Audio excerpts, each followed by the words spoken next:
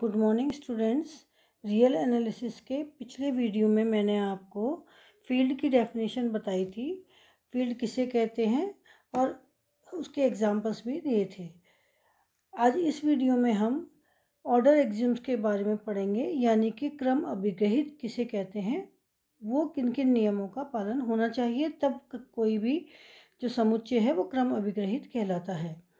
सबसे पहला है हमारे पास में ट्रिकोटोमी लॉ, यानी कि त्रिविभागी नियम।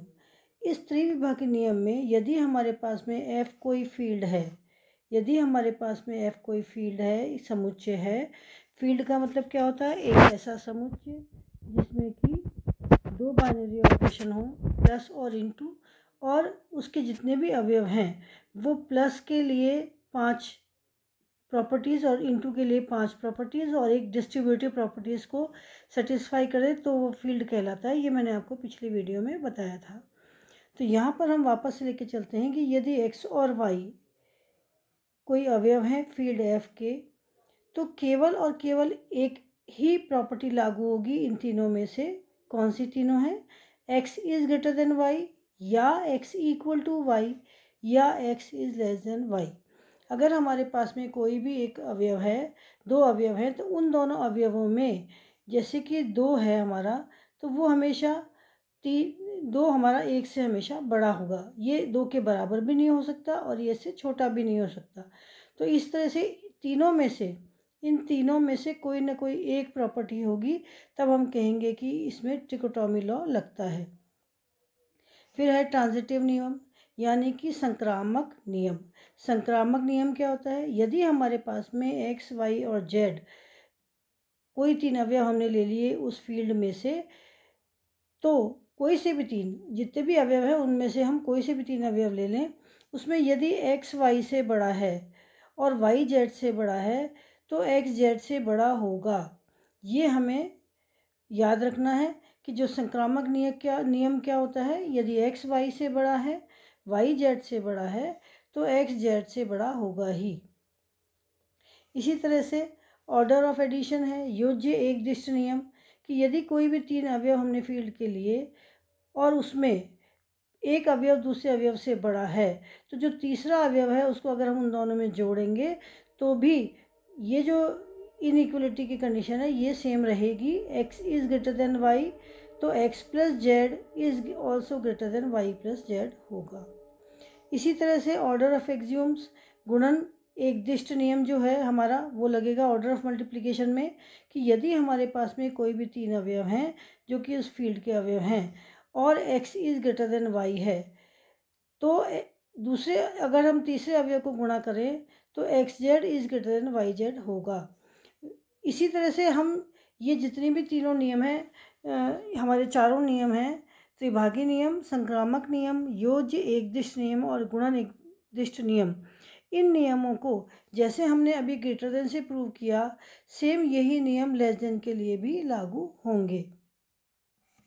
अब एक्सियोम्स ऑफ पॉजिटिवनेस और नेगेटिवनेस, धनात्मकता या ऋणात्मकता के अभिग्रहित। Real number a is called positive if a is 0। ये आप सब जानते हैं कि कोई भी रियल नंबर या कोई भी ग्रुप के अवयव धनात्मकता कब कहलाएंगे, धनात्मकता की अभिग्रहित कब होगी? जबकि a इज़ ग्रेटर देन 0 हो।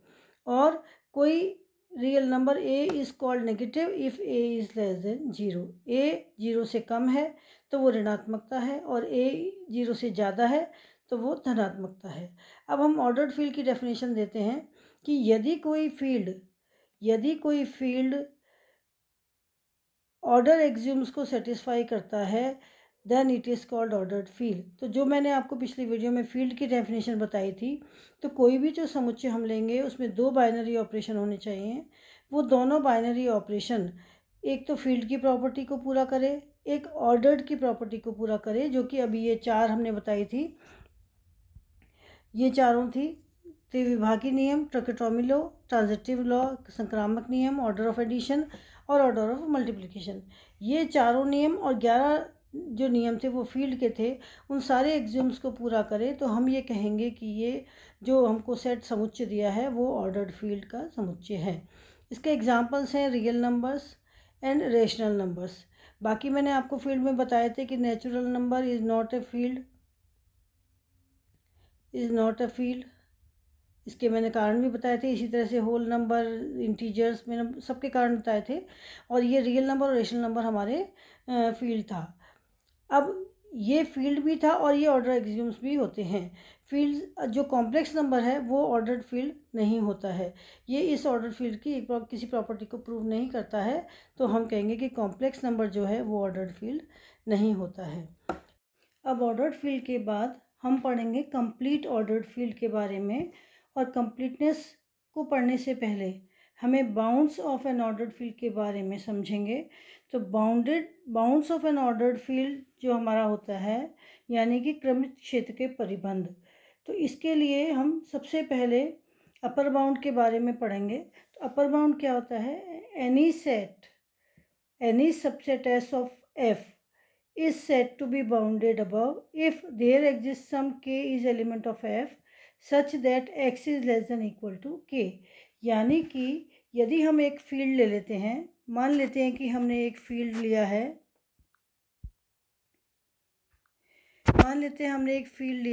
जिसका सेट f है और उसमें दो बाइनरी ऑपरेशन है, प्लस और इनटू। ये हमने फील्ड ले लिया और उसका हमने, क्योंकि f एक समुच्चय होता है, तो उसका एक हमने उप समुच्चय ले लिया s, जो कि इस फील्ड का ही इस समुच्चय का उप समुच्चय है। अब हमने एक ऐसा अवयव ले लिया, कोई भी हमने कुछ k ले ली, एक एलिमेंट ले लिया, मान लीजिए वो k है, जो कि उस फील्ड के अंदर से है, और एक x एलिमेंट है जो s के अवयव से है। तो ये जो x है ये f का भी अवयव होगा, क्योंकि s के जितने भी अवयव हैं वो f के अवयव के उपसमुच्चय हैं। तो हमने एक के अवयव लिया जो कि f का अवयव है, और हमने एक s लिया जो कि s का एलिमेंट है।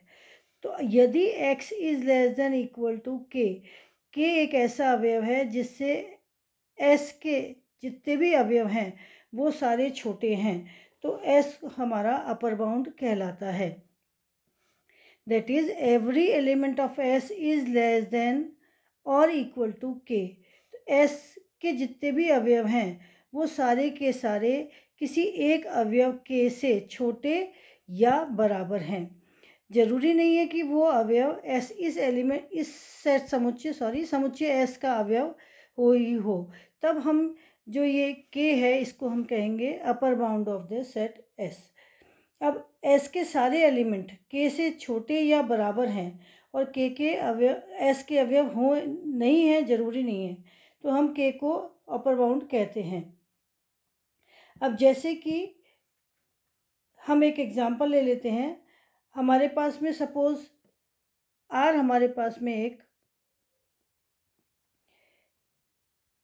फील्ड है, ऑर्डर्ड फील्ड है, मान लेते हैं r इज ऑर्डर्ड फील्ड। अब इसमें अगर हम एक सबसेट ले लें इसका, सपोज हमने इस सेट ऑफ इंटीजर्स ले लिया जो कि r का सबसेट है। तो सेट ऑफ इंटीजर्स में हमारे जो अवयव आते हैं माइनस इन्फिनिटी से प्लस इन्फिनिटी आते हैं। अब हम z के कितने भी अवयव ले लें, कोई सा भी अवयव ले लें z का, वो r के अवयव से छोटा हो ये ज़रूरी नहीं है, क्योंकि यहाँ पर बड़े से बड़ा अवयव भी हम ले सकते हैं, r में उससे भी बड़ा अवयव हो सकता है। तो ये जो z है ये हमारा बाउंडेड नहीं है, क्योंकि ये भी इन्फिनिटी तक जाता है। अब अगर हम एक समुच्चय ले लें z, जो कि हमारे पास में, सपोज हमने एक दूसरा समुच्चय लिया s, जो कि नेगेटिव है केवल इंटीजर्स में, -3, -2, -1 अप टू 0, इधर नेगेटिव में इन्फिनिटी तक जा रहा है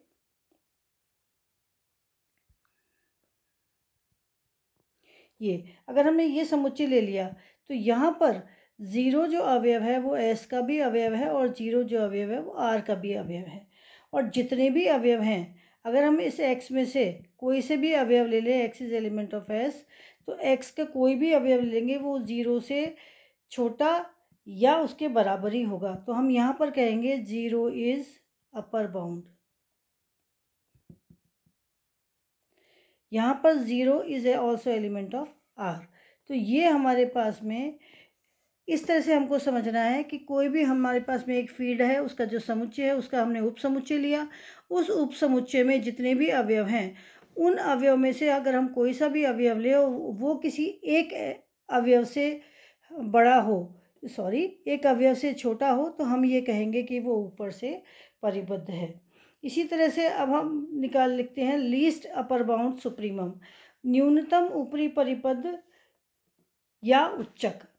यदि let F be an ordered field, यदि एफ हमारे पास में कोई एक ऑर्डर्ड फील्ड है, and S be any subset of F, और एस हमारे पास में उसका एक उपसमुच्चय है, S is a subset of F, और हमने कोई एक अवयव के लिया जो कि उस समुच्चय एफ में से लिया, तो के को हम लीस्ट अपर बाउंड कहेंगे यदि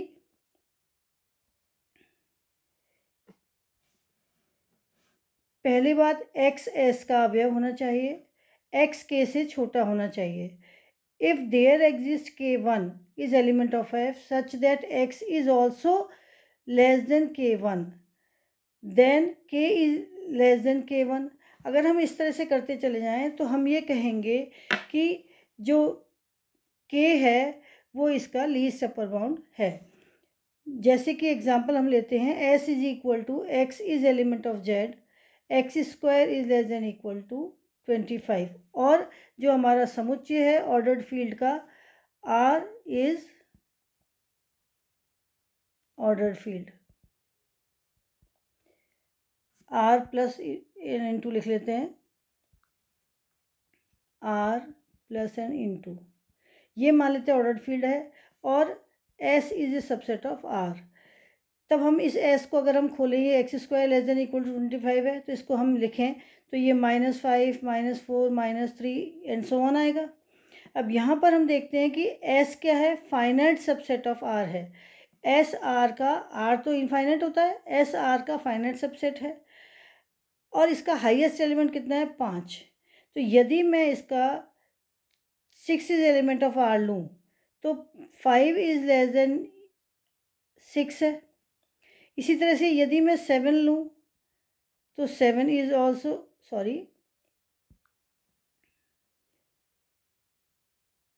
5 इज ऑल्सो लेस देन 7। तो इस तरह से हमारे पास में जो 5 नंबर का एलिमेंट है उससे सारे अवयव छोटे हैं। अब 6 से भी सारे अवयव छोटे हैं, 7 से भी सारे अवयव छोटे हैं, तो 5 क्या है हमारा, इज लीस्ट अपर बाउंड, और इसे हम सुप्रीमम भी कहते हैं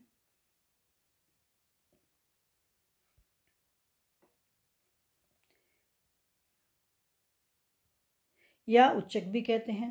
तो इस तरह से बच्चों आपको समझ में आया कि यदि हमारे पास में कोई एक समुच्चय है, उस समुच्चय में जितने भी अवयव हैं उन अवयवों का एक हम उपसमुच्चय लें, उस उपसमुच्चय में जितने भी अवयव हैं वो समुच्चय के अवयवों के किसी न किसी अवयव से सारे छोटे होंगे, तो जो समुच्चय का अवयव जिससे वो छोटे होंगे उसे हम अपर बाउंड कहते हैं। और इसी तरह से एक और एग्जांपल, जैसे मैंने अभी आपको इसमें बताया था, इसमें यहाँ पर ये वाले सेट का, इसी को मैं यहाँ पर दोबारा समझाती हूँ। जैसे मान लीजिए कि हमारे पास में नेगेटिव इंटीजर्स का सेट है, एक नेगेटिव इंटीजर्स का हमारे पास में सेट S है, जो कि है -3 -2 -1 and 0, negative and zero, negative और साथ में ज़ीरो भी। तो 0 is also element of real number and x is element of s, x is always less than equal to 0। ठीक है, तो यहाँ पर मैंने आपको क्या बताया था, 0 इज़ अपर बाउंड। अब हम क्या कहें कि 1 इज़ एलिमेंट ऑफ r, तो x जो कि s का अवयव है वो हमेशा 1 से भी छोटा होगा। इसी तरह से x हमेशा 2 से भी छोटा होगा या बराबर होगा। 2 से भी छोटा होगा या बराबर होगा। तो जो सबसे छोटा है यहाँ पर 0 is less then 1 is less then 2, तो सबसे छोटा है 0, तो 0 इज़ लीस्ट अपर बाउंड।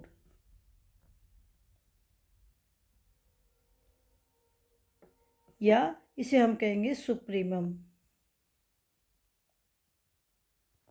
तो इस तरह से बाउंडेड की परिभाषा में 2 परिभाषाएं आएगी, अपर बाउंड और लोअर बाउंड। अपर बाउंड ये मैंने आपको अभी पढ़ाया। अपर बाउंड में भी लीस्ट अपर बाउंड आएगा, जो कि जितने भी ऊपर के परिबद्ध हैं उन सब में सबसे छोटा परिबद्ध जो है वो होता है लीस्ट अपर बाउंड। फिर आएगा lower bound and greatest lower bound, and फिर टोटल बाउंड। अब ये इतना सारा मैं आपको कल नेक्स्ट वीडियो में कराऊंगी। Thank you.